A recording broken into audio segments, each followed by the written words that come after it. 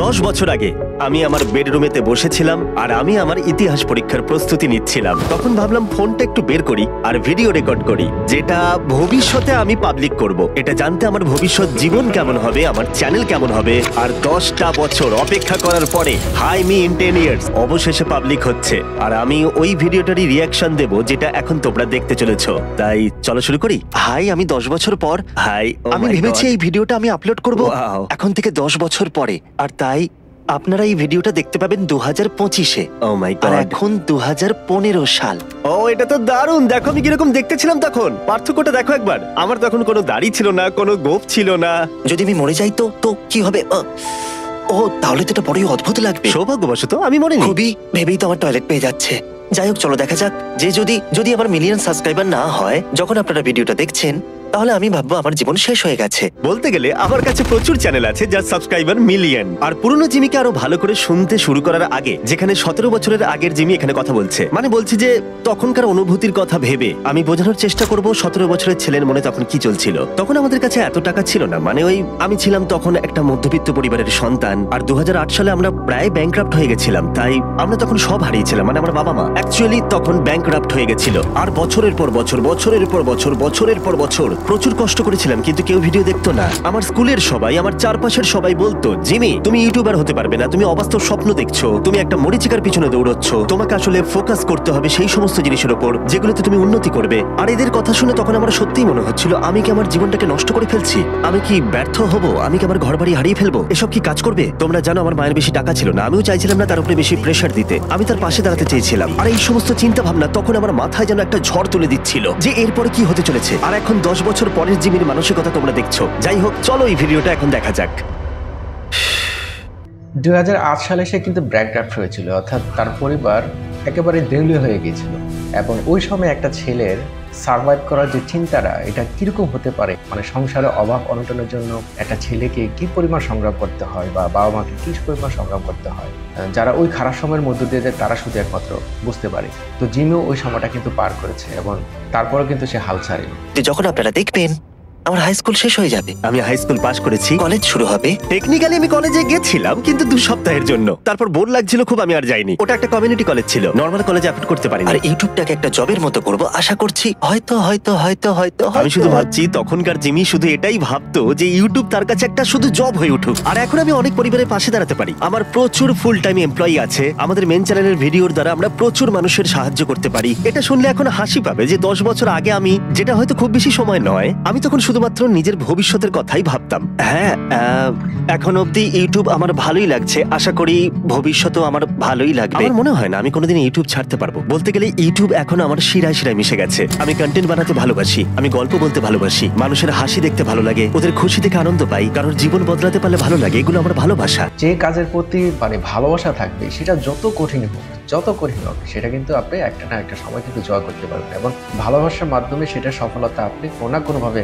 ছিনিয়ে আনতে পারবেন। জিমি যেটা বলল, তার শিরায় অর্থাৎ রক্তে কিন্তু ইউটিউব বয়ে গেছে, অর্থাৎ সে ইউটিউব ছাড়তে পারবে না, কারণ ইউটিউব হচ্ছে তার ভালো লাগার জায়গা, ভালোবাসার জায়গা। তো এটা হচ্ছে আপনার ডেডিকেশন, এটা হচ্ছে আপনার ফোকাস, এটা হচ্ছে আপনার কোনো একটা কাজের প্রতি ভালোবাসা। আমি কথা দিচ্ছি যদি কেউ অতীতে ফিরে যায় আর এই 17 বছরের জিমিকে গিয়ে বলে যে আমার এখন 440 মিলিয়ন সাবস্ক্রাইবার, ও বিশ্বাসই করবে না। ও হয়তো হেসেই উড়িয়ে দেবে, তাই না? কারণ তখন আমি ভাবতাম পৃথিবীর সব থেকে বড় ইউটিউব চ্যানেলের সাবস্ক্রাইবার 10 মিলিয়ন হবে। আমার স্পষ্ট মনে আছে স্মশের তখন সাবস্ক্রাইবার 10 মিলিয়ন হয়েছিল, যেটা আমার কাছে তখন কল্পনার বাইরে ছিল। যেন এটা তো একটা বিশাল সংখ্যা। আমার মনে আছে পিউডিপাই যখন 10 মিলিয়নে পৌঁছালো, আমার সবকিছুই মনে আছে। ওটাই যেন সব থেকে বড় লক্ষ্য ছিল, মানে ওদের 10 মিলিয়ন হয়ে গেছে, ওরা গেমটা জিতে গেছে, এর থেকে বড় আর কি হতে পারে? আর এখন গোটা বিশ্ব জুড়ে প্রচুর ক্রিয়েটর আছে যাদের সাবস্ক্রাইবার এখন 10 মিলিয়ন। মানে এটা ভাবতে অবাক লাগে যে এই প্ল্যাটফর্ম গত কয়েক বছরে কতটা প্রভাব ফেলেছে। এখন যখন আমি এই ভিডিওটা রেকর্ড করছি, আমার 8000 সাবস্ক্রাইবার আর 1.8 মিলিয়ন ভিউজ আছে।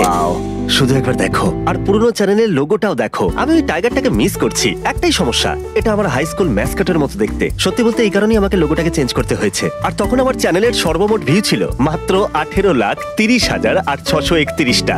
শুনলে হয়তো মজা লাগবে যে এখন আপলোড করার পরে আমার মেন চ্যানেলের ভিডিওতে এটা 6 মিনিটে কমপ্লিট হয়ে যায়। আর সম্ভবত এটা না বললেও হয়, কিন্তু আমি লুকাতে চাই না। আমার জীবনে এখন স্বপ্ন আর বাস্তব দুটো এক হয়ে গেছে, আর এই সব কিছুই শুধুমাত্র তোমাদের জন্য হয়েছে, তাই আমি সত্যি অনেকটা কৃতজ্ঞ। ওই 17 বছরের ছেলেটা ছেলেটা যদি এখন তোমাদের সাথে কথা বলতে পারতো, যারা প্রতিনিয়ত আমার ভিডিও দেখে, যারা আজকের আমিকে তৈরি করে দিয়েছে, ও হয়তো সত্যি আনন্দে কেঁদে ফেলতো আর চিরকৃতজ্ঞ থাকতো। তো আমি স্পষ্টভাবে জানাতে চাই, আমি তোমাদের কাছে চিরকৃতজ্ঞ থাকবো। এই যে একটা কথা খেয়াল করবেন যে কৃতজ্ঞতা বোধ, হ্যাঁ, এটা কিন্তু সফলতার অন্যতম একটা বিষয়। যে ব্যক্তির মধ্যে কখনো কৃতজ্ঞতা বোধ জিনিসটা থাকবে না, সে কখনোই সফল হতে পারবে না। কিন্তু আমি এখানেই থেমে থাকবো না। আমি আমার সর্বশক্তি কাজে লাগিয়ে মিস্টার বিস্ট চ্যানেলের প্রত্যেকটা ভিডিওকে আরো বেশি ভালো করে তুলবো। তাই যখন আপনারা এই ভিডিওটা দেখবেন, তখন কম্পেয়ার করে দেখবেন যে এখন আমার নম্বর কত। আশা করবো এখন 1 মিলিয়ন সাবস্ক্রাইবার হয়ে গেছে। তোমার কাছে মিলিয়নের বেশি সাবস্ক্রাইবার আছে? প্লিজ, আমি হাতটা দিয়ে কি করছিলাম, হাতটা মিলিয়ন সাবস্ক্রাইবার হয়ে যাক। আমাকে হয়তো কি বলতে হবে ভেবে নেওয়া উচিত ছিল, কিন্তু হ্যাঁ, আশা করবো 1 মিলিয়ন হয়ে গেছে। হয়তো ভাববে যে তখন আমি এত আস্তে কথা কেন বলছিলাম, কারণ তখন আমার মা ঠিক নিচেই ছিল। আর যদি জানতে পারতো আমি তখন ভিডিও করছি পড়াশোনা করার বদলে, তাহলে আমার অবস্থা খারাপ করে দিত। তোমরা হয়তো দেখেছো কিছু কাট রয়েছে, তার কারণ হচ্ছে মা মাঝে মাঝে আসছিল আর দেখছিল পড়ছি কিনা, আর তখন আমি ভিডিও বন্ধ করে দিয়ে পড়ার নাটক করছিলাম। আপনারা কি জানেন যে হিস্ট্রি টেস্টের জন্য আমার এখন পড়া উচিত? আর হিস্ট্রি টেস্ট আমি ভাবছি যে এখন থেকে 10 বছর পরে আপনাদের এটা মনে থাকবে কিনা যে আগামীকালের হিস্ট্রি টেস্টে আমি কত গ্রেড পাবো, যেটা নিয়ে আমি একদমই পড়ছি না, কারণ আমি এই ভিডিওটা বানাচ্ছি।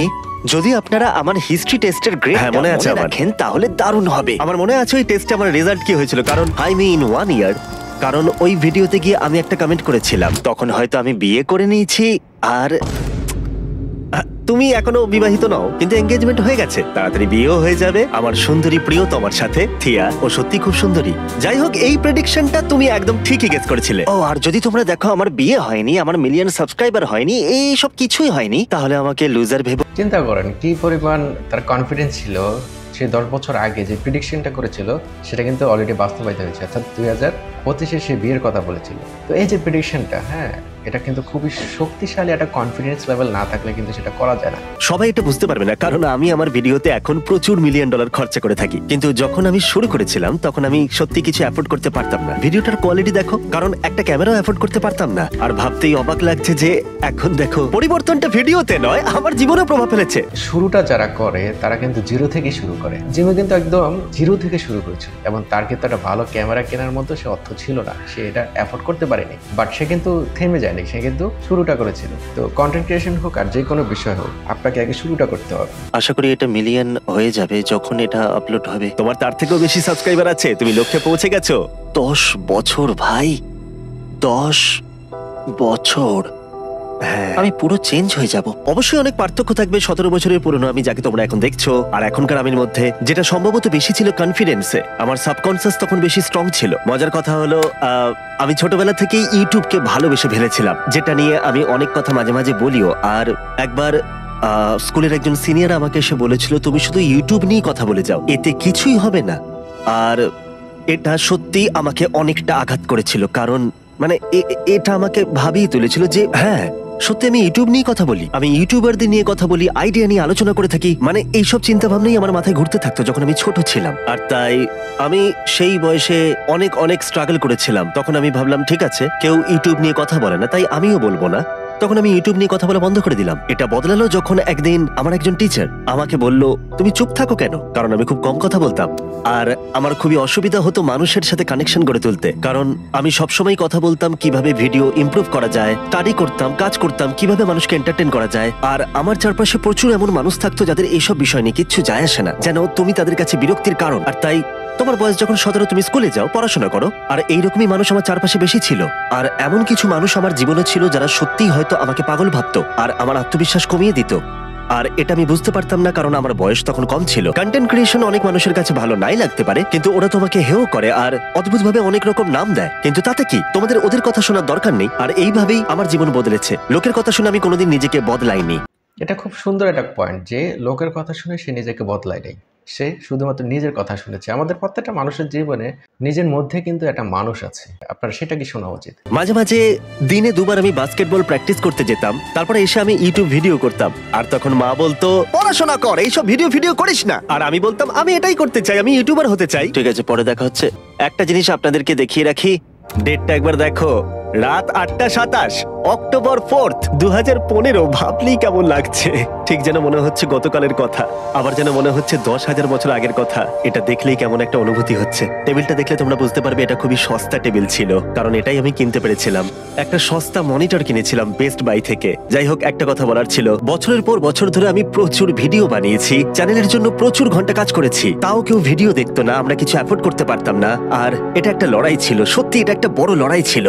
আমি আমার কম বয়সী জিমিকে নিয়ে খুবই গর্বিত, কারণ ও কখনো হাল ছাড়েনি। আমার কাজ নিয়ে জেদ অনেকটাই বেশি, এমনকি আজকের দিনে এসেও এখনো কেউ আমার ভিডিও না দেখলেও আমি বানিয়ে যাব। আমি ইউটিউবার হবার সিদ্ধান্ত নিয়েছিলাম, আর সেটা মৃত্যু পর্যন্ত। আমার জীবনে শুধু দুটো দিকই ছিল, হয় আমি ইউটিউবার হব, না হলে আমি মরে যাব। আমি অনেকটাই কম বয়সে এসে জীবনের লক্ষ্য খুঁজে পেয়েছিলাম। এটাই আমার জীবনের ঘটে যাওয়া সব থেকে সৌভাগ্যের জিনিস ছিল। সত্যি আমি লাকি। সেই জন্য আমি তোমাদের বলে রাখি যে এটা সত্যি কথা, স্বপ্ন পূরণের জন্য অনুকূল পরিস্থিতি সবার হাতে সমানভাবে থাকে না। তোমাকে হয়তো ফ্যামিলির জন্য উপার্জন করতে হয়, নিজেকে ঠিক রাখতে হয়, কিন্তু এই সমস্ত কাজের বাইরে যদি তোমার হাতে কোনো সময় থেকে থাকে, তাহলে নিজের ভালোবাসার কাজকেও সময় দাও, কারণ যখন তুমি ভালোবেসে কাজ করবে সেটা তোমাকে সফলতা দেবেই। এটা দারুণ। তাই আমি জীবনের কাছে কৃতজ্ঞ। আমি তোমাদের কাছেও কৃতজ্ঞ, কারণ তোমরা আমাকে এই জায়গায় এনেছো। খুবই দামি একটা কথা যে সফলতার জন্য বা স্বপ্ন পূরণের জন্য সবার কাছে কিন্তু সমানভাবে অনুকূল পরিবেশ থাকে না। এটা কিন্তু একদম বাস্তব। প্রত্যেকটা মানুষের কিন্তু একটা ভালো লাগার কাজ আছে বা ভালোবাসার কাজ আছে, হ্যাঁ, যে কাজটার প্রতি তার একটা দুর্বলতা কাজ করে, যে সেইটার মাধ্যমে সে সফল হতে চায়, বাট ওই যে অনুকূল পরিবেশ সবার মধ্যে থাকে না, যার কারণে সে ওই কাজটাতে সময় দিতে পারে না। আপনার যতই ব্যস্ততা থাকুক, যতই আপনি অন্য অন্য কাজ করেন না কেন, আপনার ভালো লাগার এবং ভালোবাসার কাজের প্রতি কিছুটা হলেও সময় দেয়।